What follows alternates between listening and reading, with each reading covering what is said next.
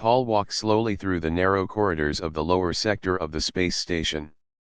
The walls were stained with age, pipes rattled overhead, and the faint hum of broken vents echoed through the metal hallways. The heating system had failed again, and cold air crept into every corner. People pulled their jackets tighter, traders shouted at stalls, and children coughed as they hurried past. Paul had grown used to this life. He had lived here for years, always working small jobs, always saving little, and always feeling the weight of time pressing down on his shoulders. He was a middle-aged man now, with gray showing at the edges of his beard and tired lines under his eyes. He carried a small pouch tied at his belt. Inside was a single credit chip, the last piece of money he owned. He had been saving it for food or maybe a hot drink to get through the freezing night.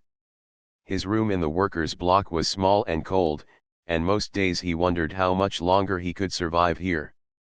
As he turned a corner, Paul saw something unusual. Near a broken service vent, where cold air whistled through, a figure lay crumpled against the wall. At first, he thought it was another poor worker who had passed out from hunger. But as he stepped closer, he realized this was not a human. Her skin had a faint blue glow under the thin light of the corridor, and dark patterns curved across her arms and neck like flowing rivers. Her hair was pale silver, spread across her shoulders, and her clothes were torn and thin. She trembled violently, curling in on herself as if trying to keep what little warmth she had.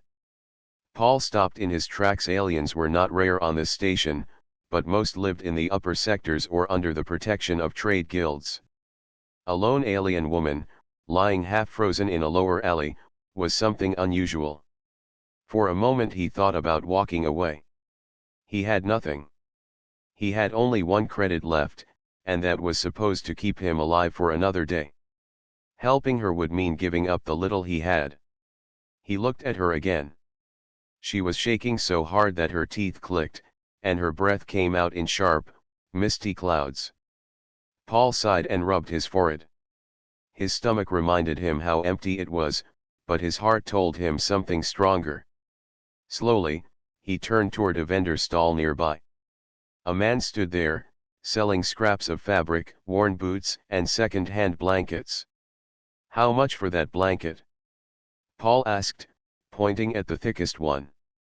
The vendor squinted. "1 credit." Paul's hand tightened on the pouch at his belt. That was it. If he gave it away, he would have nothing. No food, no drink, no safety for the night. He looked back at the alien woman. She was still curled up, weaker now, as if she could not last much longer. Paul took out the chip and placed it on the counter. "Give me the blanket." The vendor shrugged, handed it over, and looked at him as if he were a fool. Paul did not care. He carried the blanket to the corner and knelt beside the woman. "Here," he said softly, placing it over her shoulders. Her skin was cold to the touch, colder than any human body could survive. She stirred slightly, her eyes opening just enough to reveal a bright silver glow inside them. For a moment, she looked at him, confused and weak. Then she pulled the blanket tighter around herself and closed her eyes again, breathing a little steadier now. Paul stayed there for a while, watching her. People walked past, giving him curious looks, but no one stopped to help. He felt a strange mix of sadness and calm. He had given away the only thing he had left, and yet, for the first time in months, he felt he had done something that mattered. Finally, Paul stood. "Rest," he whispered, though he was not sure if she could hear. "You will be all right now."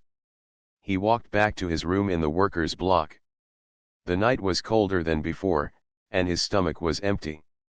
But when he lay down on his thin mattress, he thought of the silver glow in her eyes. He had nothing left, yet he felt strangely warm. Morning came slowly. The station lights flickered, signaling a new cycle. Paul rose from his bed, hungry and tired. He had no credit to buy food now. As he washed his face with the little water left in a rusted tin, he wondered if the alien woman had survived the night. Part of him wanted to go back and check. Another part warned him not to get involved. Life on the station was already hard enough. But his heart would not let him rest. He pulled on his coat and walked back to the alley. When he reached the corner, he saw the blanket still wrapped around the figure. She was breathing, though faintly, and her silver eyes opened when she heard his footsteps. For the first time, she spoke, her voice soft and broken. "You gave this to me." Paul nodded, unsure if she could understand him well. "Yes. You were freezing." Her lips trembled as she tried to form more words. "Why, help." Paul scratched his chin, searching for an answer. Finally, he said, "Because no one else would." She looked at him for a long moment. Then she gave a small, tired smile and closed her eyes again, holding the blanket close. Paul stood there, feeling the weight of hunger and cold pressing on him. Yet, at the same time, he felt something new inside, something he thought he had lost years ago. It was hope, faint but real. He turned away and walked back toward his block. The day ahead would be hard. He had no money, no food, and little strength left. But he had made a choice that mattered. And deep inside, he knew this was only the beginning of something he could not yet understand. Paul sat on the edge of his thin mattress, staring at the cracked wall of his small room. The hum of the old pipes above echoed faintly, carrying the sound of dripping water through the ceiling. His stomach twisted with hunger, but he had no credits left to buy food. He had spent the last of it on the blanket, and though his body felt weak, he did not regret it. All night he had thought about the alien woman. The image of her shivering form under the vent would not leave his mind. He remembered the faint silver glow in her eyes when she opened them for the first time. Something about that glow felt alive, almost like a spark in the middle of his dark and worn life.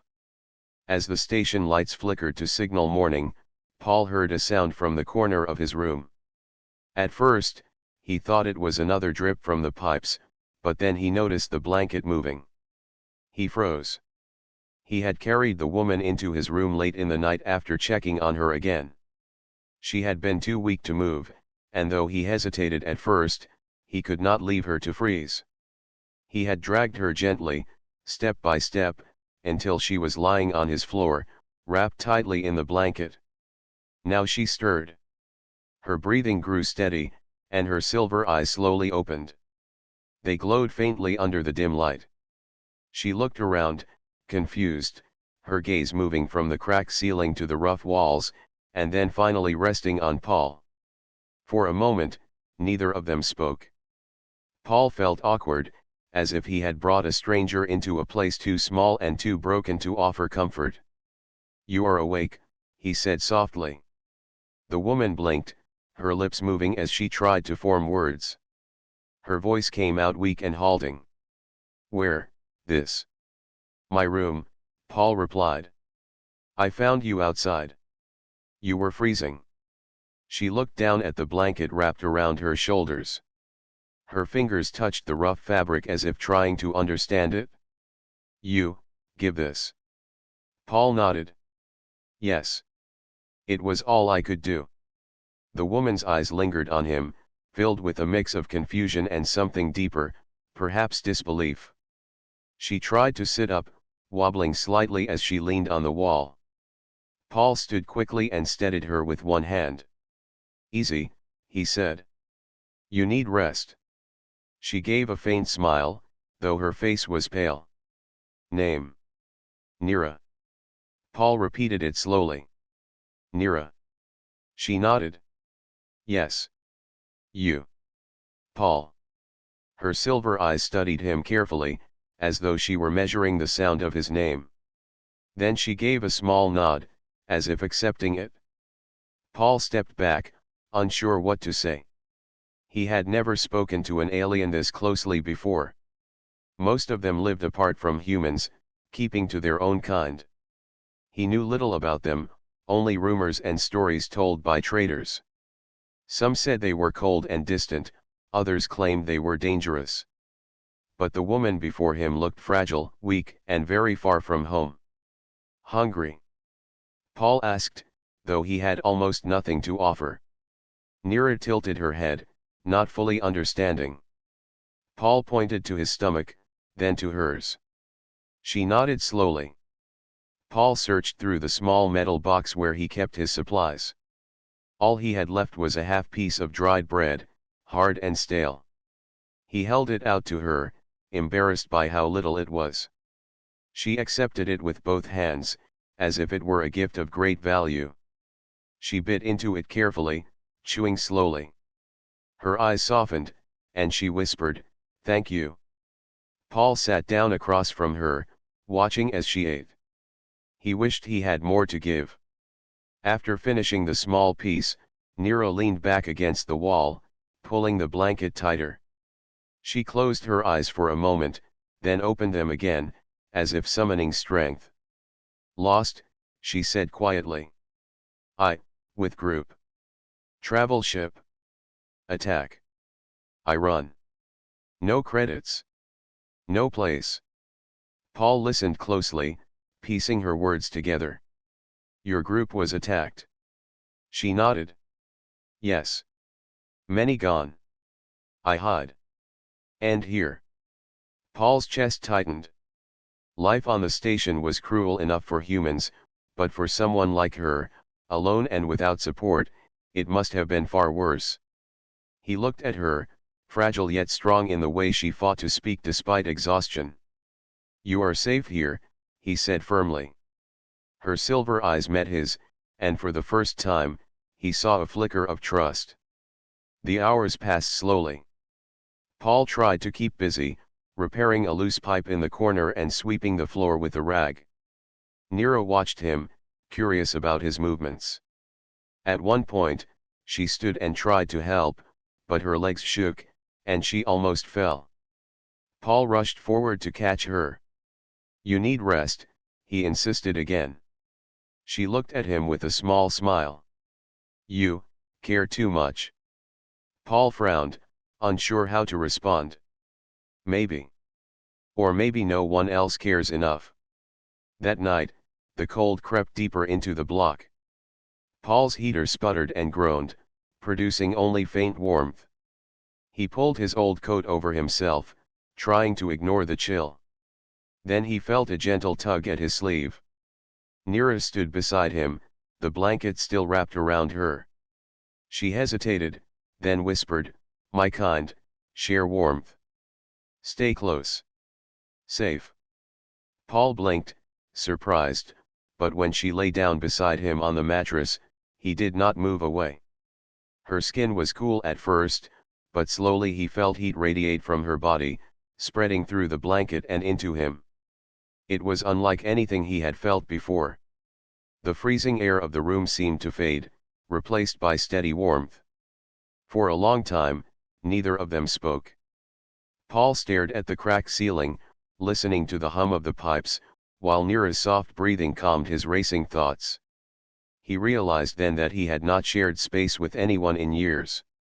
Loneliness had been his only companion, day after day, cycle after cycle.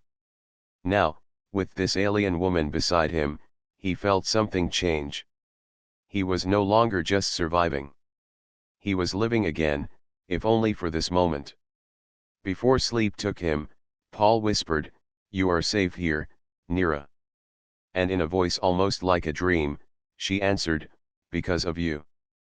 Paul closed his eyes, and for the first time in many years, he felt warmth not just on his skin but deep within his heart. Paul woke to the sound of steady breathing beside him. For a moment, he thought it was only a dream, but when he turned his head, he saw Nira lying under the blanket, her silver eyes half open.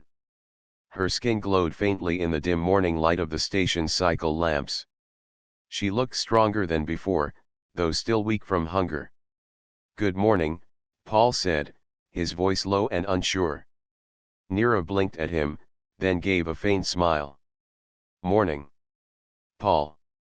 Hearing his name in her soft, halting voice made him pause. He had forgotten how it felt to hear someone speak it with care. Paul stood and stretched.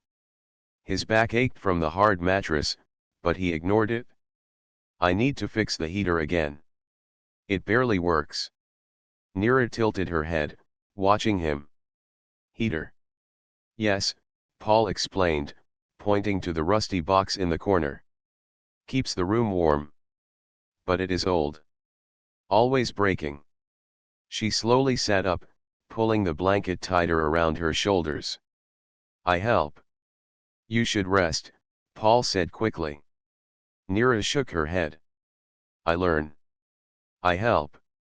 Paul was not used to such words. Most people in the lower sector only cared for themselves. To hear her speak with such simple determination surprised him. After a moment of hesitation, he nodded. All right, but careful. He opened the heater's side panel, showing the worn-out coils and loose wiring. Nira crouched beside him, her silver eyes scanning the inside. She touched one of the wires gently. A faint glow passed from her fingertip into the metal, and the coil flickered. Paul stepped back in shock. You can do that. Nira's face showed strain, but she nodded. My kind, share energy. Small amount. Help machine. Paul could only stare. He had seen traders use advanced tools to fix systems, but never something like this. Nira closed the panel, then leaned against the wall, tired but smiling faintly. The heater hummed louder than before. Warm air began to spread through the room. Paul held his hand in front of the vent, feeling heat stronger than he had in months. You fixed it? Nira's smile grew. We warm now. Paul sat back down, shaking his head in disbelief. For years, he had accepted his broken world as it was. Now, with Nira beside him, things seemed to change so quickly. Later that day, Paul tried to keep busy. He patched a hole in the wall with scraps of metal and checked the water tin. Nira moved slowly around the small room, studying everything. She touched the broken chair, the cracked mug, the pile of old clothes in the corner. This, your home, she said softly. Paul gave a small shrug. If you can call it that.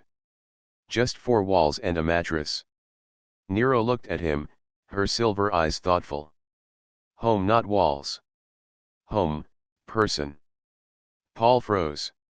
He looked at her, but she had turned away, pulling the blanket tighter around her. As hours passed, Nira grew more comfortable. She asked questions in her broken words. She wanted to know why humans lived stacked in blocks, why they traded metal chips for food, why the air was always cold. Paul explained as best he could, though his answers were often simple. She listened carefully, as though each word was important. In return, Nira shared small pieces of her world. She spoke of wide valleys filled with glowing rivers, of nights when her people sat together sharing warmth, of a life where no one was ever left alone in the cold. Paul listened quietly, picturing it in his mind. It sounds better than here, he said. Nira looked at him with a steady gaze. It can be better, here too. If people share. That night, the temperature dropped again. The heater worked better, but the air still carried a bite. Paul lay on his side, pulling his coat close. He felt the mattress shift as Nira moved closer. Without a word, she placed the blanket over both of them and rested near him. Her body radiated warmth again, a steady flow that chased away the cold. Paul closed his eyes, breathing slowly. You do not have to, he murmured. I want, Nira answered simply. Paul did not reply. He let the silence settle, the sound of her breathing filling the room. He realized then that it had been years since he had felt another presence beside him. Years of loneliness, of silence broken only by the hum of broken machines. Now, with Nira, the silence felt different. It felt alive. In the following days, a rhythm began to form. Paul searched for scraps and odd jobs in the sector while Nira stayed in the room, regaining her strength. When he returned, she greeted him with her soft smile.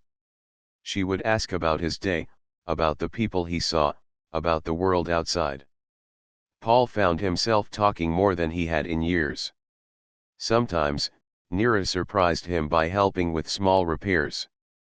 She used her strange ability to give broken machines a spark of life. Old lights glowed brighter, the heater stayed warm longer, and even Paul's battered cooking plate began to work again. Each time, she grew tired, but she never complained. "You do not have to waste your strength on these things," Paul told her once. Nira shook her head. "Not waste.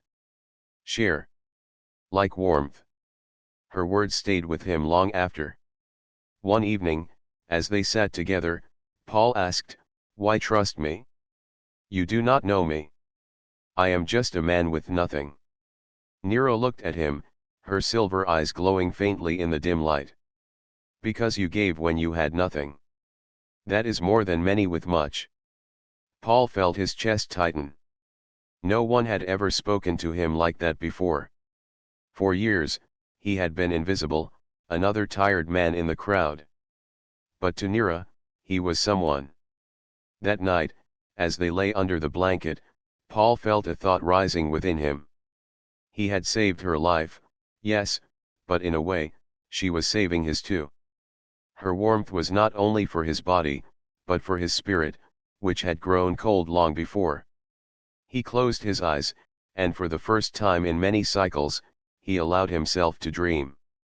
Not of food or credits, but of something greater. A life where he was not alone. A life where kindness still had meaning. Beside him, Nira slept peacefully, her breathing soft, her presence steady. Paul knew the days ahead would not be easy. The station was cruel, and danger was always near. But for now, in this small, broken room, they had found something precious. They had found warmth. The lower sector of the station was never quiet.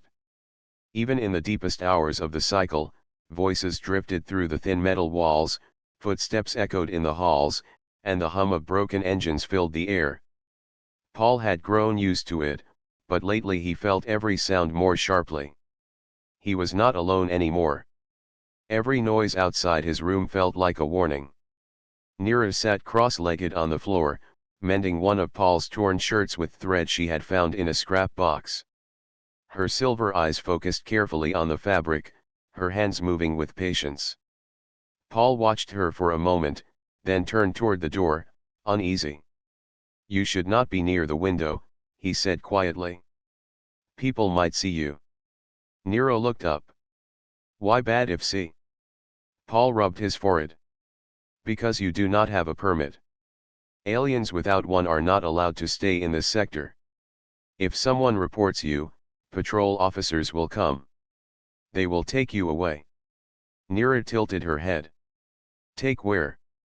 Paul did not answer right away. He had heard stories of what happened to aliens caught without papers.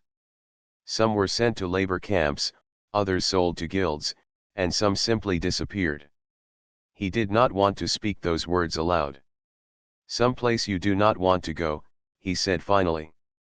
Nira studied him for a moment, then nodded. "I stay hidden." Paul felt guilt press against his chest. He wished he could promise her safety, but the truth was fragile. He had nothing to offer except his small room and his stubborn will to protect her. Later that day, Paul went to the market square to look for work. The air was cold, and smoke from the food stalls clung to the ceiling. Traders shouted their prices, children ran between the stalls, and workers bargained over broken tools. Paul moved through the crowd, but his mind stayed on Nira. At one corner, he overheard two men speaking. "They say an alien has been seen in the lower sector," one man whispered. "Without papers?" the other asked. "Yeah. Patrol is searching. They are offering credits to anyone who gives information." Paul froze. He turned his head slightly but did not stop walking. His heart pounded. They were talking about Nira. Word had already spread. When he returned to his room, Nero looked up from where she sat by the heater. She saw his face and frowned. Something wrong. Paul closed the door and lowered his voice. People are talking. They know there is an alien in the sector. Patrol will come soon. Nira's hands tightened on the blanket. For the first time since she had come into his room, Paul saw fear in her silver eyes. What we do? She asked. Paul paced the room. He had no clear plan. He had always lived quietly, avoiding trouble, never drawing attention. But now trouble had come to his door. You must stay hidden, he said. If they knock, you do not make a sound. I will handle it. Nira shook her head. They hurt you if no you hide me. Paul looked at her firmly. Let them hurt me. I can take it. But they will not take you. Her eyes softened, filled with something between fear and gratitude. That night, the air in the block was heavy. Doors opened and closed as patrol officers made their rounds. The sound of boots echoed in the hall, and harsh voices demanded answers from neighbors. Paul sat at the edge of his bed, his fists clenched, listening as they came closer. Suddenly, there was a knock. Open. Patrol. Nira's hand gripped his arm. Her body trembled, not from cold but from fear. Paul gave her a steady look. Stay quiet. He stood and opened the door. Two officers in dark armor stood outside, their visors reflecting the weak lights of the corridor. One stepped forward. Human male. Paul. We are searching this block for an unregistered alien. Have you seen anyone unusual? Paul kept his face blank. No. Just me here. The officer looked past him, eyes scanning the inside of the room. We have reports. Someone saw movement near this door. Paul stood firm, blocking the view. Reports are wrong. The officer narrowed his eyes. Move aside. We will check. Paul's heart raced. He knew if they looked inside, they would see Nira. He shook his head. This is my home. You have no reason to search it. The second officer stepped closer, his hand resting on his weapon. If you resist, you will be punished. For a moment, Paul considered giving in. He was only one man, weak and poor. But then he thought of Nira shivering in the alley, her silver eyes looking at him with trust, her soft voice saying he gave when he had nothing. He straightened his back. I said there is no one here. If you want to search, you will have to push me aside. The officers exchanged a look. Before they could move, a voice came from inside. Stop. Paul turned in shock. Nira stood in the doorway, the blanket around her shoulders, her silver eyes glowing brightly. She stepped beside Paul, her head held high despite the fear in her trembling hands. The officers stared. So it is true, one muttered. Nira spoke, her words broken but strong. This man saved me. He gave when he had nothing. If you take me, know this, humans not all selfish. Some have heart. He is proof. The corridor grew quiet. Neighbors peeked from their doors, watching. The officers hesitated, clearly unsettled by the alien's boldness. After a tense silence, the first officer lowered his hand from his weapon. You are lucky tonight, he said coldly. But if you are seen again, we will not hesitate. They turned and walked away, their boots echoing down the hall. Paul let out a long breath, his knees almost giving way. He looked at Nira in shock. Why did you do that? I told you to hide.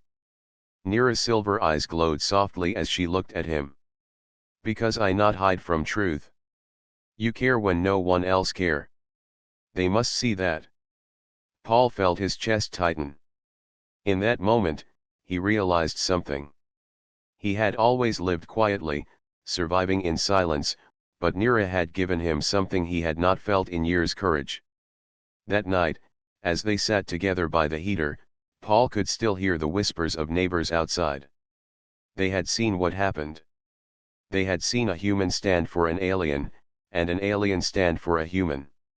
On this cold and broken station, that was something new. Paul looked at Nira. "We will have to be careful now." Nira nodded. "Careful, yes. But not afraid." And as the heater hummed, Paul felt that her words were true. For the first time in his life, he was no longer afraid of being seen. The next few days passed with heavy tension. Paul could feel it in the air each time he stepped outside his room. Neighbors gave him strange looks. Some were curious, some fearful, and others seemed cold, whispering behind his back.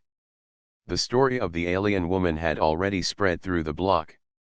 Inside the room, Nira sat quietly most of the time, her silver eyes watching the door whenever footsteps echoed in the hallway. The memory of the patrol officers still lingered. They had spared her once, but there was no guarantee they would show mercy again. Paul tried to act normal, searching for work during the day, but his thoughts never left her. Each time he returned, he half expected the room to be empty, the blanket left on the floor with no sign of Nira. Yet she was always there, waiting for him, her presence a steady comfort in his worn life. One evening, when Paul came back from the market, a man was waiting near his door. The man wore a long coat, his face shadowed by the dim corridor light. "You are Paul?" the stranger asked. Paul frowned. "Yes. Who are you?" The man stepped closer. "A friend. I know about the alien in your room. I can help you. Patrol will be back soon. If you give her up, you will not only be safe but rewarded. Enough credits to eat well for months.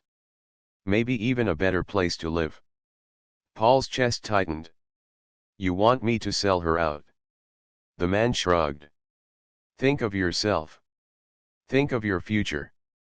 You have nothing now. Why risk it all for her? She is not even human." Paul's fists clenched. He wanted to throw the man out, but hunger gnawed at him. His stomach had been empty for 2 days.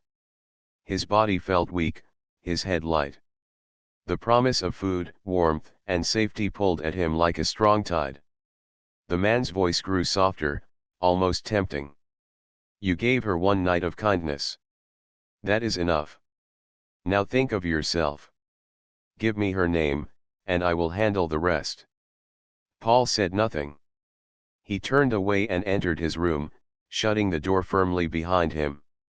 Nero looked up from where she sat by the heater. "Who?" she asked. Paul shook his head.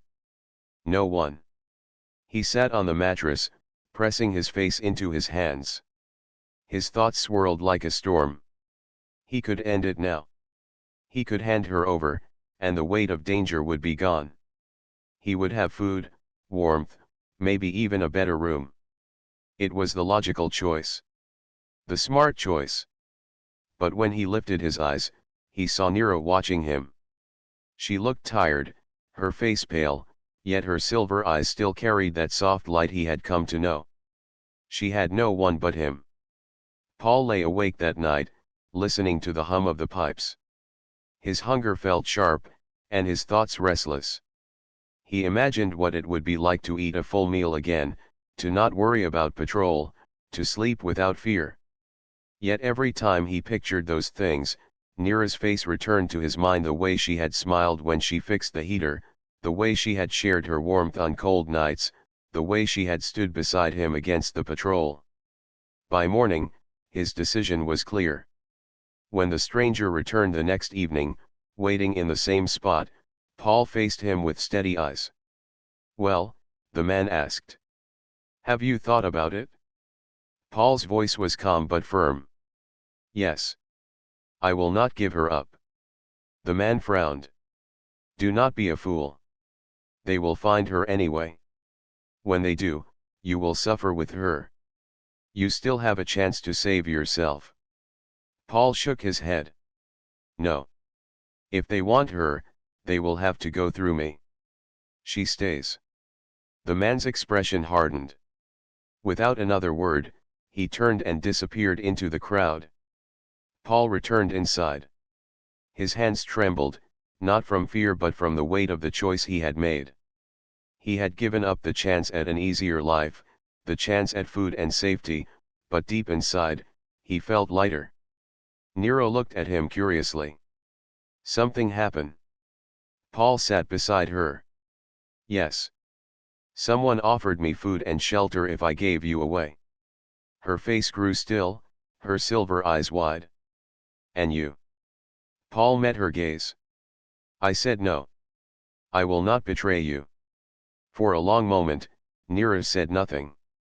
Then, slowly, she reached out and placed her hand on his. Her skin was cool, but the warmth beneath it spread through him. You are good, she whispered. Paul laughed softly, though his voice was tired. I am just a hungry old man making foolish choices. Nero shook her head. Not foolish. Strong. Paul looked into her eyes, and for the first time in years, he believed her. He had always thought of himself as weak, just another worker surviving day to day. But now, with Nero beside him, he felt stronger than he had ever been. The days grew harder after that. Food was scarce, and Paul often went hungry, but he never let Nero know how much he suffered. He forced a smile when he returned from the market, even when he had nothing in his hands. She, in turn, shared what little strength she had, repairing the heater, keeping the room warm, and sitting beside him each night. One evening, as they sat together under the blanket, Nero spoke softly. Where I come from, warmth is gift. We give to others to show they belong. You gave me warmth first, Paul. Not just blanket, but heart. Now I give to you. Paul felt his throat tighten. He looked at her, her silver eyes glowing faintly, and realized that what he had gained was far greater than food or credits. He had found someone who needed him, someone who gave him purpose again. The station outside remained cold and cruel. Patrol officers still walked the halls, neighbors still whispered, and hunger still gnawed at him. But inside that small, broken room, something else lived now. Paul had made his choice. And though it cost him comfort and safety, it gave him something far more valuable: trust, warmth, and the bond of another soul. The knock came at night. It was not gentle. Heavy fists slammed against the thin metal door again and again until the frame shook. Paul and Nero froze where they sat on the mattress. The sound of boots echoed in the hallway, sharp and unrelenting. Open up, a voice barked. It was the patrol. Paul's heart pounded in his chest. He had been expecting this day, but dread still cut through him. He turned to Nero. She looked pale, her silver eyes wide with fear, her hands gripping the blanket as if it could shield her. Paul stood, steadying his breath. Stay quiet. No matter what happens, stay behind me. The pounding continued. Paul, we know she is inside. Open the door, or we break it down. Paul opened the door before they could smash it apart. 3 officers stood outside, their armor reflecting the dull lights of the corridor. Behind them, curious faces peeked from half-open doors. The neighbors had gathered, watching the scene unfold. The lead officer, tall and stern, stepped forward. You were warned once. You chose to ignore us. Hand the alien over now. Paul stood in the doorway, blocking their path. His voice shook at first, but he forced it firm. She is no danger. She has done nothing wrong. That is not your choice to make, the officer snapped. You are harboring a fugitive. Step aside. Paul's body trembled, but he did not move. Behind him, he felt Nero's presence, her fear pressing into the room like cold air. The officer signaled to his men. Take him away. We will handle the creature. 2 officers stepped forward. Paul's instincts screamed at him to move aside, to save himself, but something inside him held firm. He spread his arms wide, blocking the doorway with all the strength he had left. "You will not take her," he said. The hallway fell silent. The neighbors stared, whispering among themselves. No one dared to interfere, but their eyes stayed fixed on Paul, as if waiting to see how far he would go. The officers grabbed his arms, pulling him forward. Pain shot through his shoulders, but Paul planted his feet. "She is under my care. If you take her, you take me too." The tall officer's patience thinned. He raised his baton, its tip glowing faintly. "Old man, do not make this harder. She is not one of us. She does not belong here." Paul's voice rose, carrying through the corridor. "Then what makes any of us belong? Hunger? Fear? Struggle? She has done nothing but survive, like the rest of us. If that is a crime, then we are all guilty." The crowd of neighbors stirred. Whispers grew louder. Some nodded. Others looked uneasy, but they no longer hid behind their doors. For a moment, the officer hesitated. The words had struck deeper than expected. But duty quickly hardened his expression. "Enough. Step aside, or suffer." Before he could swing the baton, a faint glow filled the room. Nira stepped forward, her silver eyes shining brighter than ever before. She raised her hand, and a soft wave of light pulsed outward. It was not an attack but a shield, wrapping around Paul like a barrier. The officers stumbled back, blinking in shock. "What is this?" one muttered. Paul looked at Nira in awe. She was trembling, her body weak, but the glow from her hand was steady. "She is protecting me," Paul said. His voice grew stronger. "You see? She is not here to harm. She is here to live. Just like us." The neighbors whispered louder now, some stepping closer. One old woman called out, "Leave them be. He has done nothing wrong." Another voice followed, a man's from down the hall. "He speaks the truth. We are all just trying to survive." The officers glanced around. The crowd had grown bold. Too many eyes, too many voices rising in unison. The tall officer growled, frustration in his voice. "This is not your concern." But Paul shook his head. "It is everyone's concern. If you take her, you show us all that compassion has no place here. That survival is only for those who crush others. But I say no. I will stand. She stays." The glow from Nira's hand flickered, then faded. She swayed on her feet, exhausted. Paul caught her before she could fall, holding her close. His arms shook from the effort, but his resolve did not waver. Silence filled the hall. Then, slowly, the crowd stepped forward. Men, women, and even children stood behind Paul, their presence forming a wall. They had no weapons, no armor, but their numbers were strong. Their eyes burned with quiet defiance. The officers looked unsettled. To move against Paul was one thing, but to move against an entire block of desperate people was another. The tall officer scowled, his jaw tight. At last, he lowered the baton. "This is not finished. The law will decide your fate." Paul met his glare with tired but steady eyes. "Then let the law see what kindness looks like." With a sharp motion, the officers turned and marched down the hall. Their footsteps faded, leaving only the murmurs of the neighbors. Paul closed the door slowly, his heart still pounding. He lowered Nira gently onto the mattress, covering her with the blanket. She was weak, her breathing heavy, but her silver eyes still shone with quiet trust. "You risked yourself," she whispered faintly. Paul smiled, though exhaustion weighed on him. "So did you." Outside, the neighbors began to disperse, but the air felt changed. Paul could sense it. A seed had been planted. For the first time in years, people had stood together, not in silence, but in unity. As Paul sat beside Nira, the fear in his chest began to ease. He knew the patrol would return, perhaps stronger, perhaps with harsher orders. But he also knew something else now. He was no longer alone. And neither was she.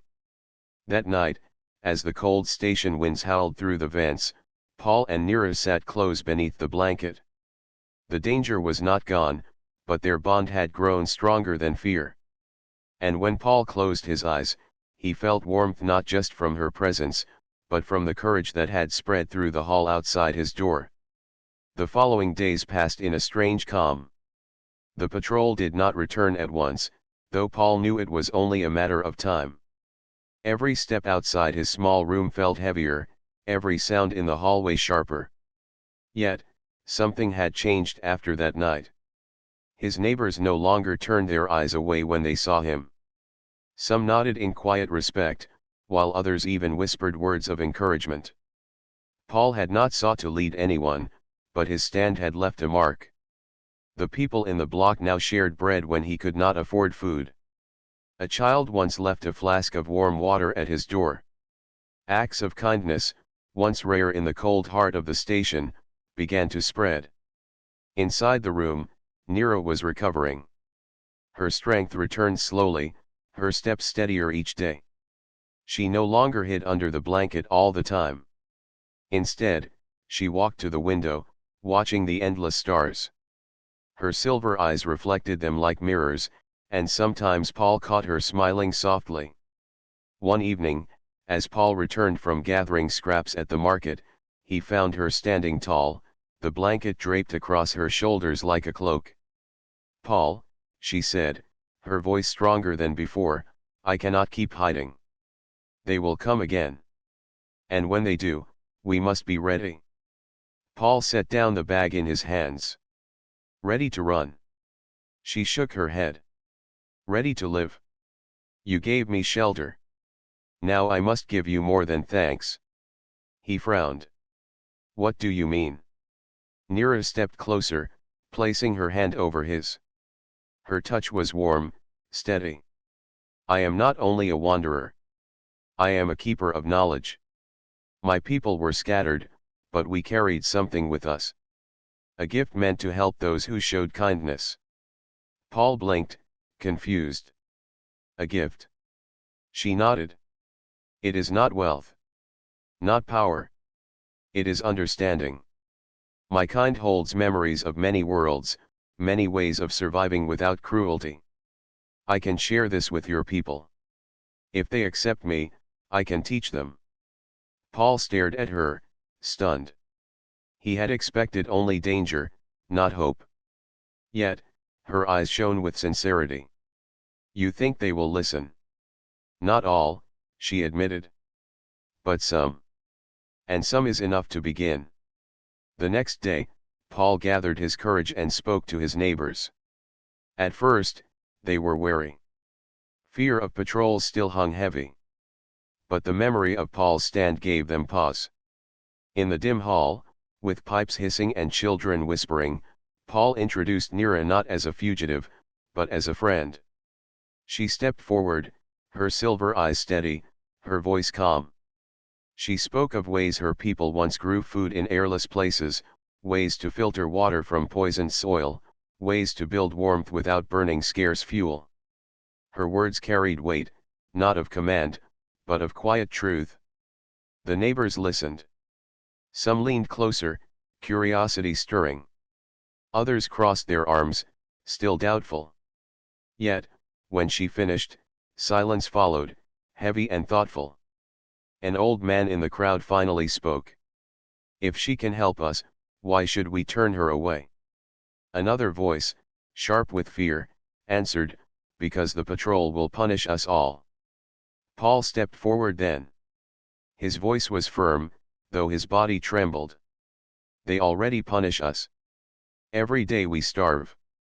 Every day we freeze. Are we safer now than we were before? If kindness can bring us strength, then why not try?" The debate grew heated, but seeds of change had been planted. Some turned away in fear, but others stayed, drawn by the spark of possibility. That night, Paul and Nira sat together again. She was quiet, but there was a light in her eyes. "They are listening," she said softly. "Yes," Paul answered. "And once people listen, the world begins to shift." The patrol returned 3 nights later. This time, they came with more men, their boots echoing like thunder in the corridor. Paul braced himself, standing once more at the door. But before the officers could demand entry, the neighbors stepped out. One by one, doors opened. Men, women, children filled the hallway, standing shoulder to shoulder. They did not shout, nor did they carry weapons. But their presence was firm, their silence louder than any cry. The tall officer sneered. "You dare defy the law again?" An old woman's voice rose from the crowd. "We dare to protect one who protects us." The officer's hand twitched toward his baton, but he hesitated. There were too many eyes, too many witnesses. Anger burned in his gaze, but the crowd did not flinch. Paul stepped forward, Nero beside him. His voice rang out, steady despite the fear clawing at his chest. "You call her a danger, but she has given us hope. If that is a crime, then we are all guilty." The patrol stood tense. For a long moment, it seemed violence would erupt. But then, with a sharp order, the officer turned away. The patrol retreated, boots fading into the distance. The people held their ground until the last echo vanished. When the hall grew quiet, a cheer rose, small at first, then louder, spreading like fire. For the first time in years, the people felt not just survival, but strength. Days turned into weeks. Nira shared her knowledge, teaching those willing to learn. Small gardens sprouted in hidden corners of the station. Water filters worked where before there had been only thirst. Warmth filled rooms that once froze in silence.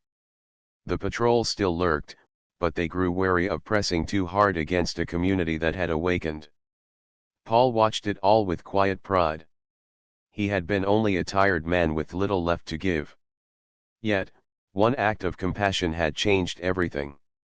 One night, as he sat by the window with Nero beside him, he looked at the stars beyond the glass. "I spent my last credit on a blanket," he said, voice soft. Nira smiled, her silver eyes warm. "And in return, you found more than you ever thought you would." Paul nodded, his heart steady for the first time in years. Around them, life stirred with new energy, fragile but growing. The cold of the station still lingered, but inside his room, there was warmth that no patrol could steal. For the first time in a long while, Paul believed tomorrow could hold more than struggle. Tomorrow could hold hope. And as the stars burned outside the station walls, a new dawn began, not of sunlight, but of spirit, carried by a man, a woman from another world, and the people who had chosen to stand together.